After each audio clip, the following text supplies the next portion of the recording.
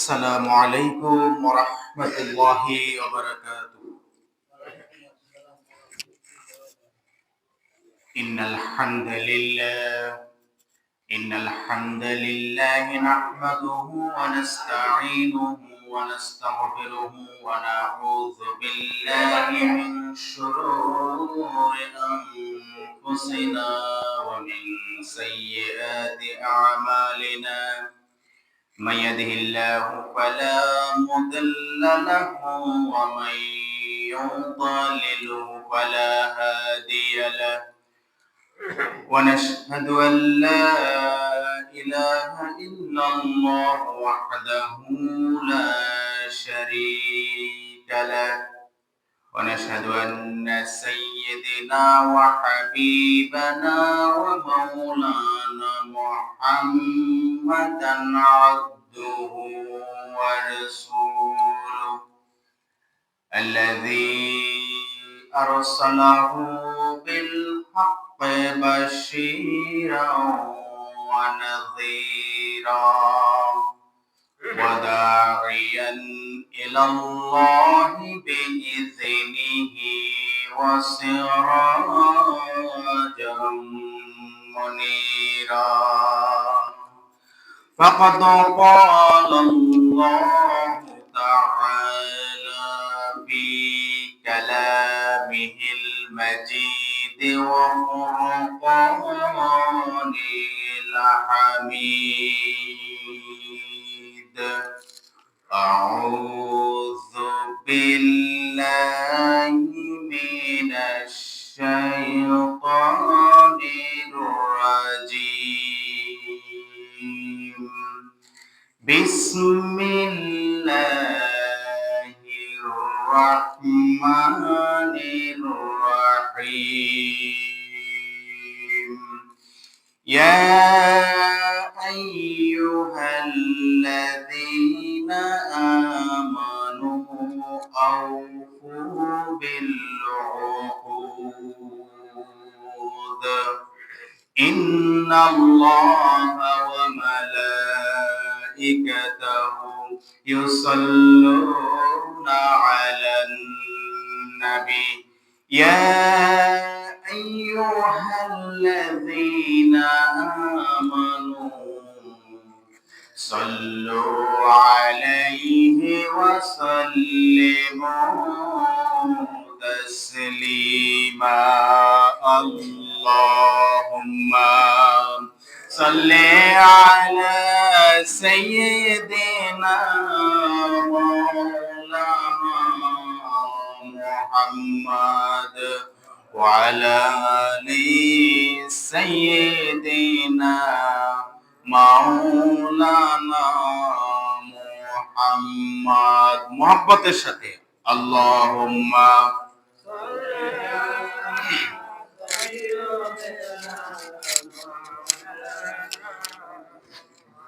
وعلى آل سيدنا مولانا محمد بلغ العلا بكماله كشف الدجى بجماله حسنت جميع خصاله صلوا عليه وعليه درود إبراهيم اللهم صل على محمد وعلى آل محمد كما صليت على إبراهيم وعلى آل إبراهيم إنك حميد مجيد اللهم بارك على محمد وعلى آل محمد كما باركت على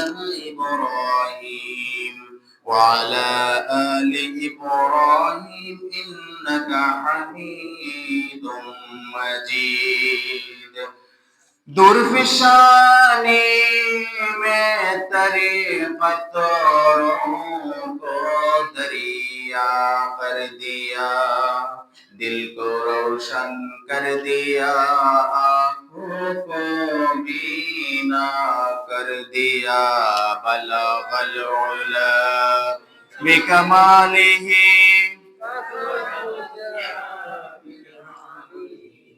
حسنت جميع خصاله صلوا عليه وعليه মুআজ্জাজ মুহতারাম হযরত উলামায়ে কিরাম বাইতুন নূর জামে মসজিদ এলাকার দিন প্রেমী ইসলাম প্রেমী কোরআন প্রেমী মুসলমান ভাইরা পর্দার অন্তরালের সম্মানিতা মা এবং বোনেরা, আমরা সর্বপ্রথম মহান রব্বে করিমের দরবারে কালেমাতে শুকর আদায় করছি যে আল্লাহ তাআলা আমাদেরকে সুস্থতার সাথে তার ঘরে তার ইবাদত করার জন্য, তার গোলামি করার জন্য আমাদেরকে তিনি আসার এবং বসার তৌফিক দিয়েছেন। আমরা জবান দারাজ করে দিয়ে আমাদের মালিককে শুকরগুজার পড়ছি আলহামদুলিল্লাহ। মুআজ্জাজ মুসল্লি ভাইয়েরা, গত সপ্তাহে আমার খুতবা ছিল ইসলামের দৃষ্টিতে শ্রমের গুরুত্ব, কর্মের গুরুত্ব। এটা প্রথম অংশ গিয়েছিল। আজকে হচ্ছে ইসলামের দৃষ্টিতে মালিক ও শ্রমিকের পারস্পরিক অধিকার এবং কর্তব্য। অর্থাৎ আমরা যারা টাকা দেই, অর্থাৎ আমরা যে কাজ করাই, কারোর সাথে আমাদের কি হয়, চুক্তি হয়। এই চুক্তির ক্ষেত্রে দুইটা পক্ষ থাকে। এক পক্ষ হচ্ছে নিয়োগ দেয়, আরেক পক্ষ হচ্ছে নিয়োগ পায়। তো যারা নিয়োগ পায় এরা হচ্ছে কর্মচারী বা শ্রমিক, আর যারা নিয়োগ দেয় এরা হচ্ছে কর্মকর্তা বা নিয়োগকারী বা মালিক। তো এই উভয়ের মধ্যে পারস্পরিক অধিকার এবং কর্তব্য বিষয়ে ইসলাম কি বলছে, আসুন আমরা সেই সম্পর্কে সুন্দরভাবে কোরআন এবং হাদিস থেকে জানি। এর কারণ হচ্ছে কোরআন এবং হাদিসে ইসলামী শরীয়তের মানদণ্ডে মালিক এবং শ্রমিকের পারস্পরিক যে অধিকার এবং কর্তব্য, এটার আজকে যথাযথ অনুসরণের অভাবের কারণেই আজকে দেখেন হয় শ্রমিক বঞ্চিত হচ্ছে, না হলে মালিক বঞ্চিত হচ্ছে কোনো না কোনো জায়গায়। আসুন আমরা পরিষ্কার করার চেষ্টা করছি ইসলামী শরীয়ত কোরআন এবং হাদিসের দলিল সহকারে আমাদেরকে কি নির্দেশনা দিচ্ছেন। এবং আমার বিশ্বাস ইনশাআল্লাহ আল্লাহ তাআলা যদি আমাদেরকে তৌফিক দান করেন, আজকের পর থেকে আমরা এখানে যারা আছি আমরা তো শুনবই আমলের নিয়তে, এবং আমার এই কথাগুলো সোশ্যাল মিডিয়ার মাধ্যমে যতদূর পর্যন্ত ছড়িয়ে যাবে, প্রত্যেকেই আমরা যাতে এই বিষয়টা খুবই গুরুত্ব সহকারে নিয়ে আমাদের একে অপরের প্রতি যে অধিকার এবং কর্তব্য, এই জিনিসটার ব্যাপারে আমরা যাতে আরো সতর্ক হতে পারি, এবং কারো প্রতি আমাদের যাতে বেইনসাফি বা জুলুম যাতে না হয়ে যায়, আমাদেরকে সেই দিকে চেষ্টা রাখতে হবে ইনশাআল্লাহ। সম্মানিত মুসল্লি ভাইরা, আমি সূরা মায়েদার 1 নম্বর আয়াত আপনাদের সামনে আমার ভূমিকাতেই তেলাওয়াত করেছিলাম। দেখেন, আসলে গত সপ্তাহে শ্রমের যে গুরুত্ব সম্পর্কে বলেছিলাম, সেই সম্পর্কে আপনারা অবহিত হয়েছেন, জেনেছেন যে আল্লাহ তাআলা আসলে অলস ব্যক্তি কি করেন না, পছন্দ করেন না। আল্লাহ তাআলা সব সময় যে নিজ হাতে কর্ম করে, আল্লাহ তাআলার হাবিব বলছেন সেই ব্যক্তি সরাসরি আল্লাহর বন্ধু। সুবহানাল্লাহ বলেন। হাদিস আরো অনেক কথা ছিল সেখানে, তো সেটা তো গত সপ্তাহে প্রথম পর্ব চলে গেছে। আসুন আজকে আমরা শ্রমিক এবং মালিকের মধ্যে পারস্পরিক যে অধিকার এবং কর্তব্য, এই সম্পর্কে আজকে আমরা শুনবো। রাজি আছেন ইনশাআল্লাহ? ওমা তাওফীকি ইল্লা বিল্লাহ। আল্লাহ তাআলা যদি আমাকে তৌফিক দান করেন ইনশাআল্লাহ। সম্মানিত ভাইরা আমার, আল্লাহ তাআলা সূরা মায়েদার 1 নম্বর আয়াতের মধ্যে বলছেন, ইয়া আইয়ুহাল্লাযীনা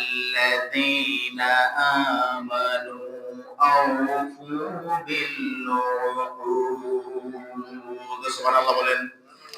আল্লাহ তাআলা বলছেন ঈমানদারদেরকে উদ্দেশ্য করে, যারা আল্লাহ তাআলার উপরে ঈমান এনেছে, বিশ্বাস স্থাপন করেছে, তাদেরকে উদ্দেশ্য করে আল্লাহ তাআলা বলছেন, কোন বেঈমানকে উদ্দেশ্য করে নয়, কোন নাফরমানকে উদ্দেশ্য করে নয়। আপনি আমি আমরা যারা আল্লাহ তাআলাকে বিশ্বাস করে, তিনি যা কিছু নাযিল করেছেন, যা কিছু দিয়েছেন, সবকিছুতে বিশ্বাস করে আমরা যারা পরিপূর্ণ বিশ্বাস স্থাপন করেছি, আমাদের উদ্দেশ্যে তিনি বলছেন, ইয়া আইয়ুহাল্লাযীনা আমানু আউফু বিল উকুদ।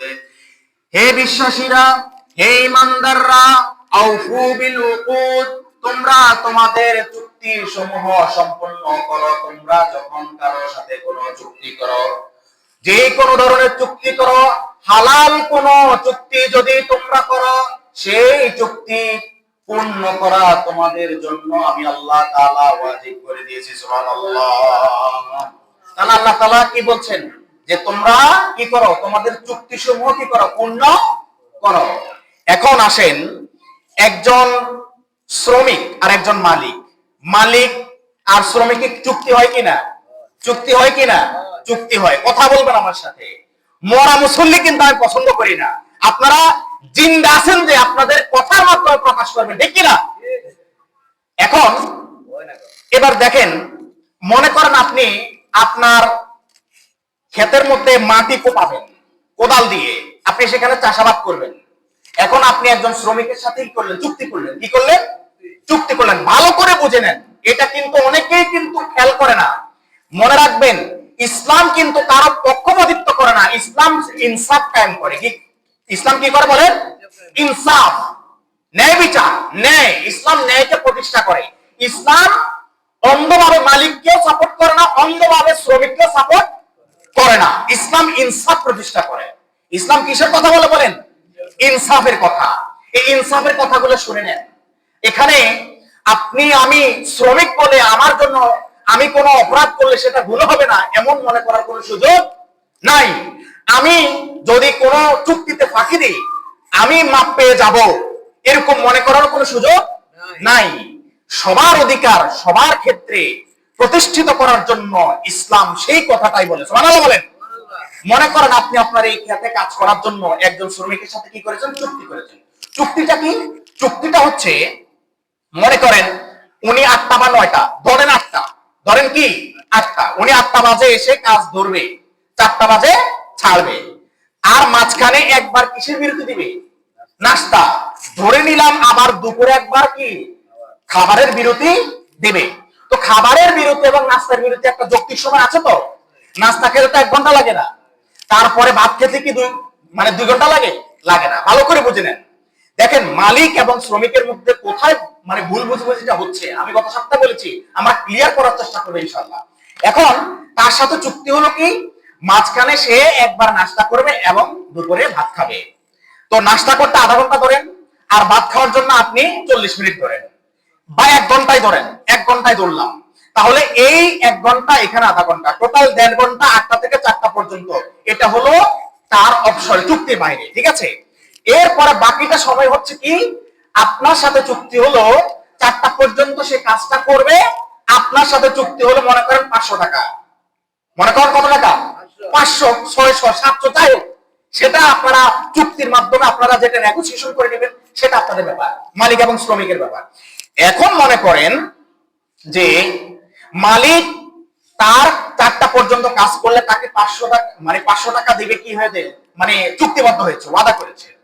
এখন মালিকের জন্য ওয়াজিব হচ্ছে, শ্রমিক যখন তার পরিপূর্ণ কাজটা করে দিবে, তার কাজ করার সাথে সাথে তার ওই 500 টাকা চুক্তি অনুযায়ী তাকে দিয়ে দেওয়া। সুবহানাল্লাহ বলেন।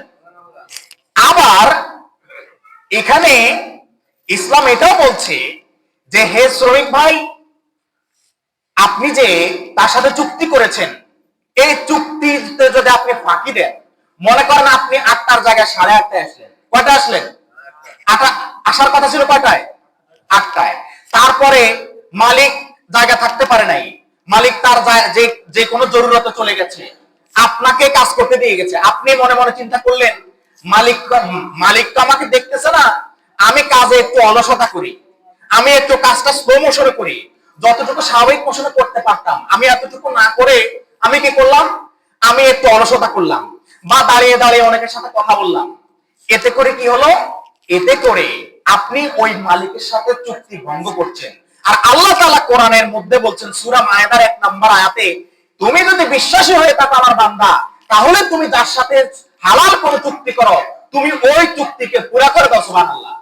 তাহলে আল্লাহ তাআলার এই নির্দেশনার কারণে এটা আমাদের উপরে কি হয়ে গেছে, ওয়াজিব হয়ে গেছে। তাহলে আসেন যে হাদিস শরীফে আসছে নবী করিম সাল্লাল্লাহু আলাইহি সাল্লাম বলছেন, তলাবুল হালাল ওয়াজিবুন আলা কুল্লি মুসলিমিন। আত-তারগীব গ্রন্থের 345 নম্বর হাদিসে নবী করিম সাল্লাল্লাহু আলাইহি সাল্লাম বলছেন যে তলাবুল হালাল ওয়াজিবুন আলা কুল্লি মুসলিম, প্রত্যেক মুসলমানের উপরে হালাল জীবিকা অন্বেষণ করা, হালাল উপার্জন করা ওয়াজিব। সুবহানাল্লাহ বলেন। তাহলে হালাল উপার্জন করা আমাদের জন্য কি ওয়াজিব। এখন আসেন আপনার হালাল বা হারামে কখন পর্যবেসিত হয়, আপনার হালালের মধ্যে কখন আপনার বেইনসাফ জুলুম ঢুকে যায়। ভালো করে শুনেন, আপনি যদি আপনার মালিকের কাজ করতে গিয়ে যদি আপনি ঠিক মতো কাজ না করেন, কাজের মধ্যে যদি ফাঁকি দেন, তাহলে সেই ক্ষেত্রে আপনি মালিকের প্রতি জুলুম করলেন। নাউজুবিল্লাহ বলেন। তাহলে শ্রমিকও যে জুলুম করতে পারে, বুঝতে পেরেছেন? কারণ 4টার পরে আপনি তো মালিক থেকে 499 টাকাও নিবেন না, নিবেন না। আপনি চুক্তি অনুযায়ী 500 টাকা পুরা নেবেন, কিন্তু আপনার সাথে চুক্তি হলো মাঝখানে 2টা বিরতি ব্যতীত বাকি সময় আপনার কাজটা ঠিকমতো করবে, আপনি সেটা করলেন না, কিন্তু আপনি 500 টাকা পুরা নিলেন। আপনি শ্রমিক, এই শ্রমিক হয়েও আপনি আপনার মালিকের হক নষ্ট করেছেন। নাউজুবিল্লাহ। তাহলে এটা হচ্ছে বান্দার হক। এটা কার হক?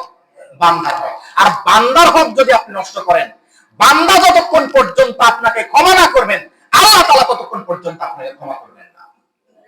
এজন্য আবেগ দিয়ে শরীয়ত চলে না, শরীয়ত চলে যুক্তি দিয়ে, দলিল দিয়ে।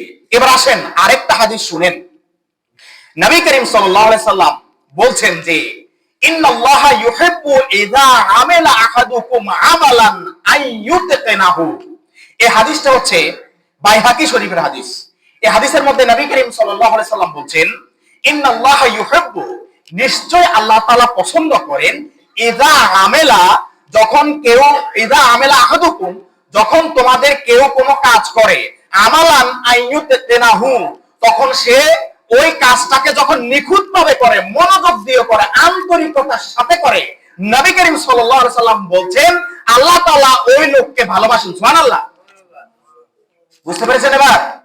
তাহলে আপনি কারোর সাথে যখন চুক্তি করবেন, যে কোনো কাজের হোক, ওই চুক্তি অনুযায়ী আপনি চুক্তি করলে শ্রমিক যে মালিক যেমনি ভাবে চুক্তির পর পর তার পারিশ্রমিক দিয়ে দিবে, তার জন্য ওয়াজিব, ঠিক আপনি শ্রমিক ভাই, আপনার জন্য ওই মালিকের কাজটা চুক্তি অনুযায়ী করে দেওয়া ওয়াজিব। সুবহানাল্লাহ।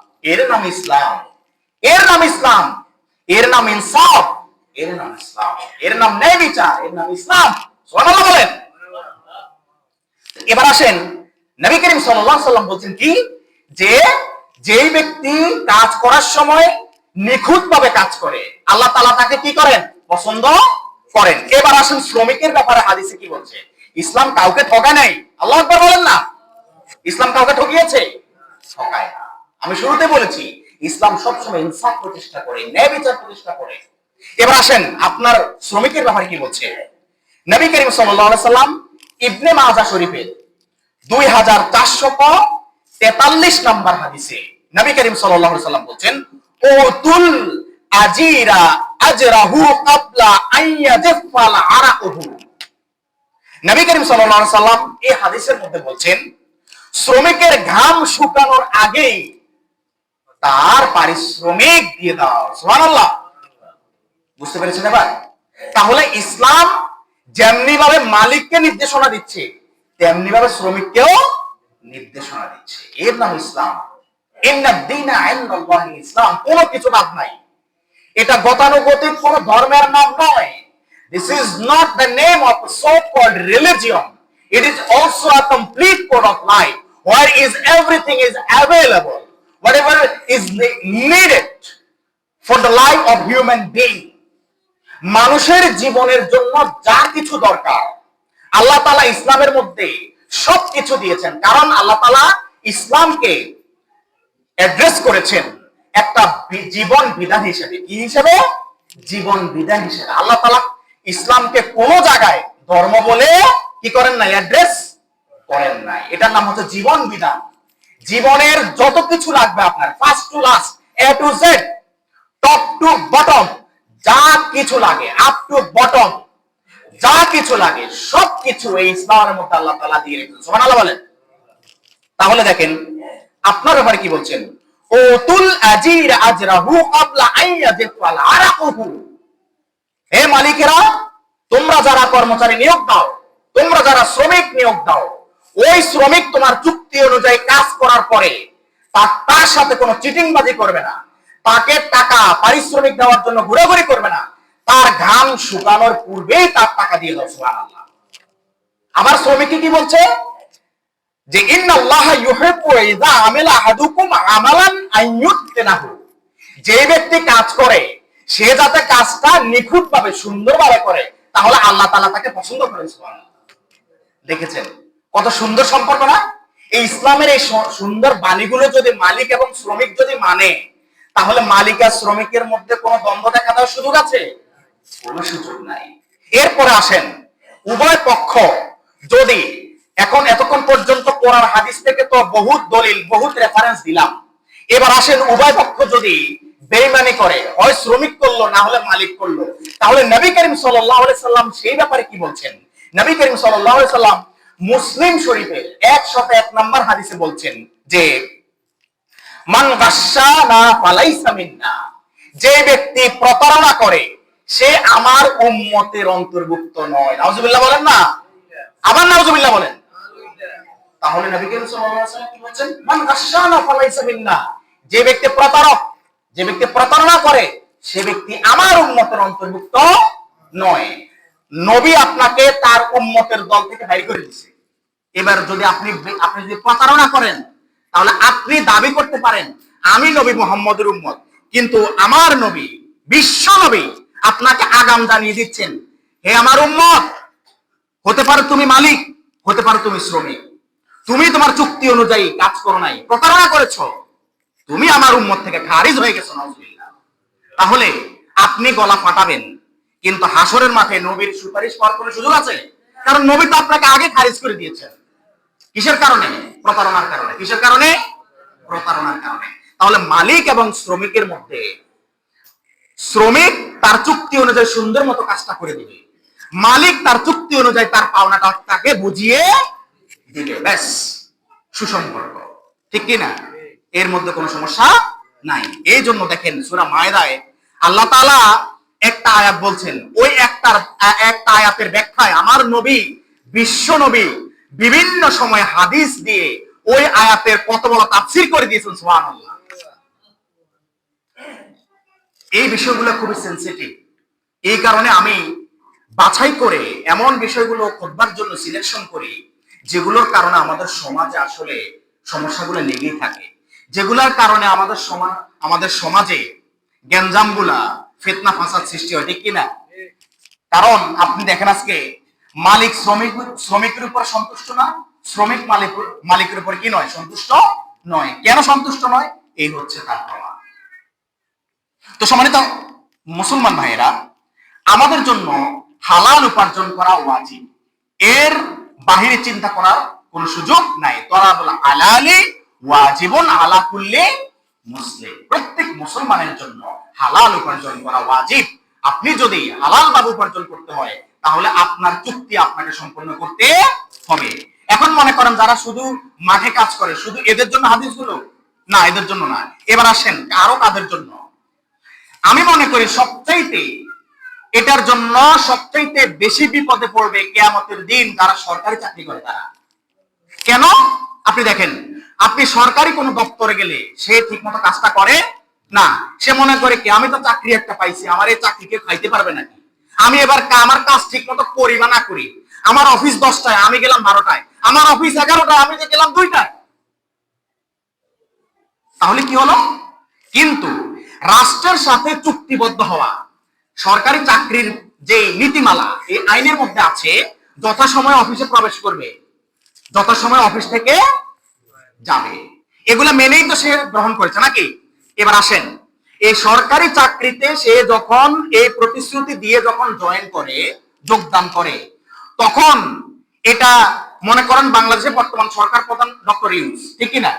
সে ডক্টর ইউনূসের সাথে এই প্রতিশ্রুতি দেয় নাই, এই প্রতিশ্রুতি দিয়েছে বাংলাদেশের 20 কোটি মানুষের সাথে। কারণ রাষ্ট্রের টাকা, রাষ্ট্রের অর্থ, রাষ্ট্র কিভাবে চলে? কেউ কি তার পকেটের টাকা দিয়ে চালায়? ডক্টর ইউনূস তার পকেটের টাকা দিয়ে চালায়? এর আগে যারা চালিয়েছে তারা কি নিজের পকেটের টাকা দিয়ে চালিয়েছে? না, তারা নিজের পকেটের টাকা দিয়ে চালায়, বরঞ্চ তারা আরো বেতন নিয়েছে। কি নিয়েছে? বেতন নিয়েছে। কার টাকা? রাষ্ট্র কিভাবে চলে? এই যে আপনি আপনারা আমরা সবাই যে বিভিন্ন জিনিসপত্র কেনাকাটা করছি, এই প্রত্যেকটা জিনিসের সাথে সরকার একটা কর, একটা ট্যাক্স যুক্ত করে দেয়। আমরা ওই জিনিসটা কিনতে গেলে অটোমেটিক্যালি সরকারের কাছে ট্যাক্সটা চলে যায়। তারপরে আর প্রত্যেকে আসে আমার শ্রমিক ভাইয়েরা, আমার প্রবাসী ভাইয়েরা, যারা বিদেশে গিয়ে মাথার ঘাম পায়ে ফেলে রক্ত ঝরানো রেমিটেন্স যখন আমার দেশে পাঠায়, তখন সেই টাকা দিয়ে আমার রাষ্ট্র চলে। আমার গার্মেন্টস শ্রমিক ভাইয়েরা, বোনেরা যখন কষ্ট করে শ্রম দিয়ে বিভিন্ন পোশাক উৎপাদন করে যখন বিদেশে রপ্তানি করে, সেখান থেকে যে রেমিটেন্স আসে, এই টাকা দিয়ে আমার রাষ্ট্র চলে। তারপরে এই যে কিছুদিন আগে আমার ইনকাম ট্যাক্স ফাইল আমি জমা দিয়েছি, এই যে ইনকাম ট্যাক্স ফাইল, এগুলো হচ্ছে যারা সরকারি চাকরির সাথে জড়িত এদেরকে দিতে হয়, না হলে এদের বেতন বন্ধ হয়ে যায়। তাহলে সরকার যে চলে, রাষ্ট্র যে চলে, এই যে সরকারি কর্মচারীদের যে বেতন হয়, এটা কি ডক্টর ইউনূসের টাকা নাকি আমাদের সবার টাকা? বলেন, আমাদের সবার টাকা। মনে করেন আমি আপনি চুক্তি করলাম, আপনি আমার কাজ করবেন বা আমি আপনার কাজ করব, এখানে শুধু আমাদের দুইজনের সাথে চুক্তি হয়েছে, কিন্তু একজন সরকারি কর্মকর্তা বা কর্মচারী চুক্তি করেছে বাংলাদেশের 20 কোটি মানুষের সাথে। কিন্তু সে কি করছে? চেয়ারে বসে তার দায়িত্বের কথা কি ভুলে যায়। এজন্য পরিষ্কার হাদিসগুলো শুনে রাখেন, কিয়ামতের দিন বেশিরভাগ সরকারি চাকরিজীবীরা কিন্তু ধরা পড়বে, কারণ এরা অলরেডি রাসূলের হাদিস অনুযায়ী তার উম্মতের দল থেকে কি হয়ে গেছে? খারেজ হয়ে গেছে।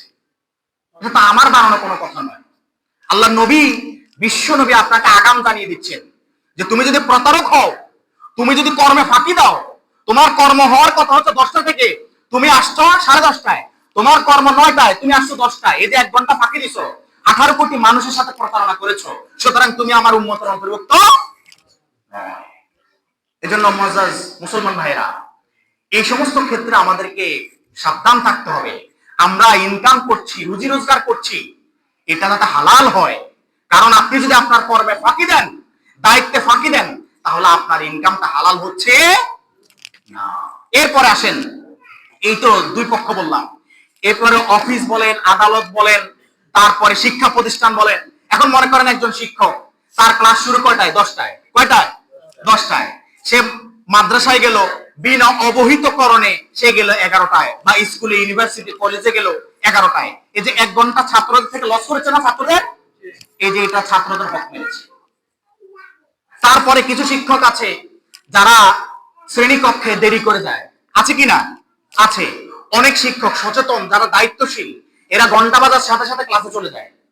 আর কিছু অলস টাইপের শিক্ষক যারা ফাঁকিবাজ, ধোকাবাজ, যারা এরা হচ্ছে ঘন্টা পড়লে চিন্তা করে আরো 5 মিনিট চাইপা বসে থাকি, আরো 10 মিনিট চাইপা বসে থাকি, আস্তে ধীরে যাই।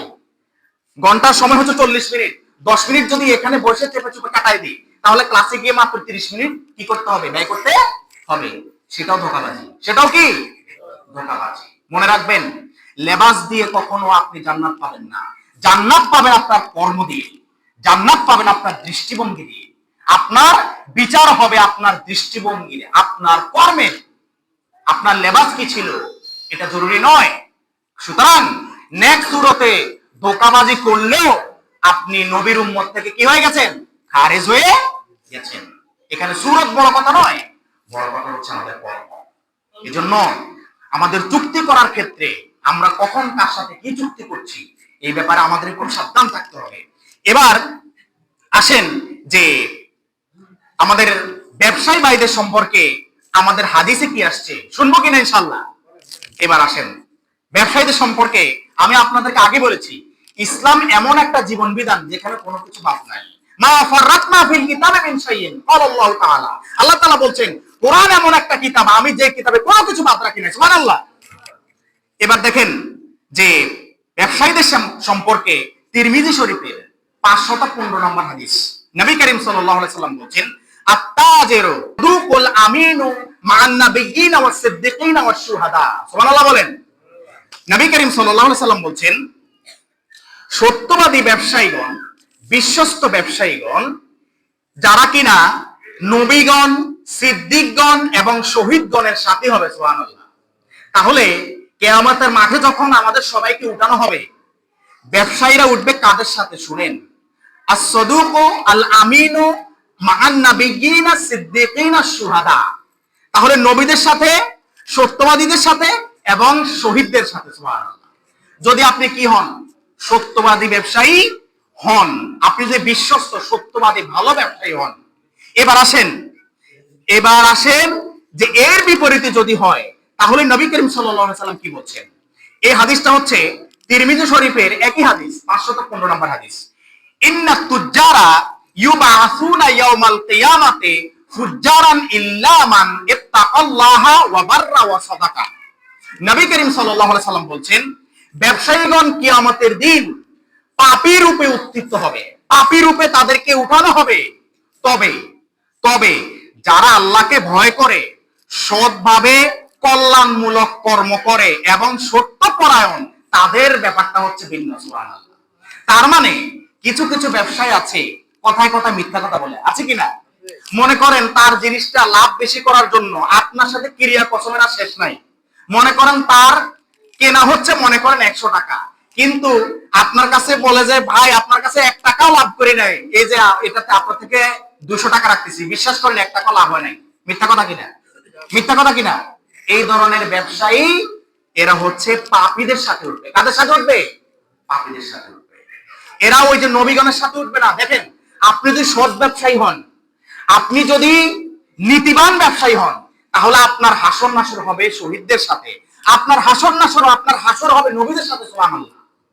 কারণ ব্যবসায়ীদের সিন্ডিকেটের কারণেই দেশের দ্রব্যমূল্যের ঊর্ধ্বগতি হয়, ঠিক কিনা? এখন ব্যবসায়ীরা যদি ঠিক হয়ে যায় তাহলে দেশের সাধারণ মানুষ কি পায় না? কষ্ট পায় না।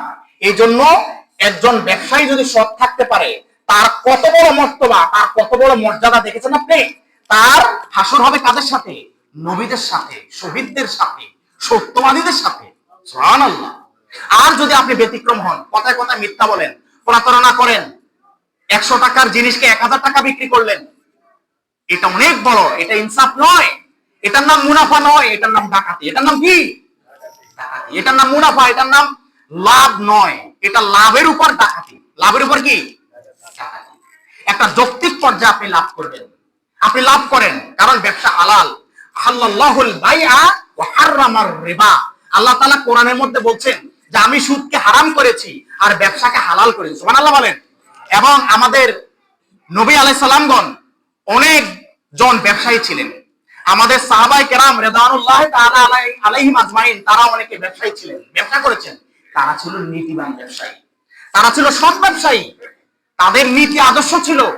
তারা কখনো সিন্ডিকেট করে জিনিসের দাম বাড়িয়ে দেয় নাই যাতে করে দেশের মানুষের কষ্ট হয়।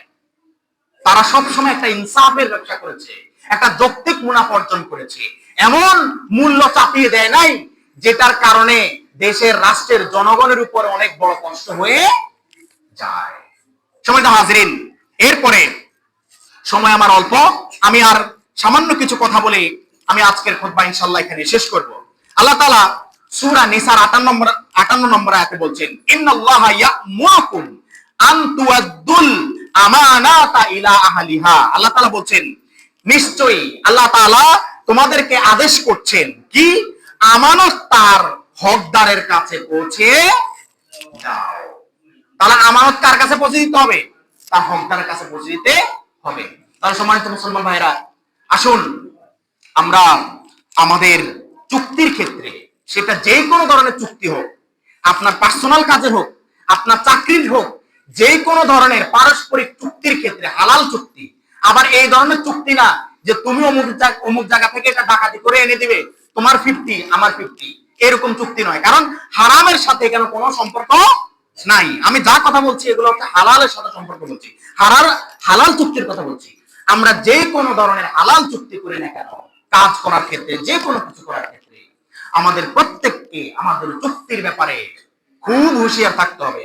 কারণ আপনার জন্য আপনার চুক্তি অনুযায়ী কাজ করা হচ্ছে ওয়াজিব। আর আপনি যদি আপনার চুক্তিও ভঙ্গ করেন, তাহলে আপনি আপনার রাসূলের, আপনি আপনার নবীর উম্মতের দল থেকে আপনি খারিজ হয়ে গেছেন, নাউজুবিল্লাহ। তো আমরা কি কারো নবীর উম্মত থেকে খারিজ হয়ে যেতে চাই? আপনাদের সাউন্ড শুনে মনে হচ্ছে আমরা কেউ কেউ খুব চাই। আমরা কি নবীর উম্মত থেকে খারিজ হতে চাই?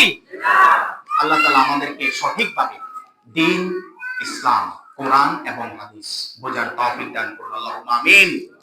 এবং আমাদের সমাজকে সুন্দরভাবে মালিক এবং শ্রমিকের সুসম্পর্ক নিশ্চিত করে সমাজকে সুন্দরভাবে একটা ইনসাফ ভিত্তিক সমাজ প্রতিষ্ঠা করার তৌফিক দান করুন, আল্লাহুম্মা আমিন। হাযা মা ইনদি ওয়া ইলমুল্লাহ আলাইহি তাওয়াক্কালতু ওয়া ইলাইহি উনীব। আসসালামু আলাইকুম ওয়া রাহমাতুল্লাহি ওয়া বারাকাতুহু।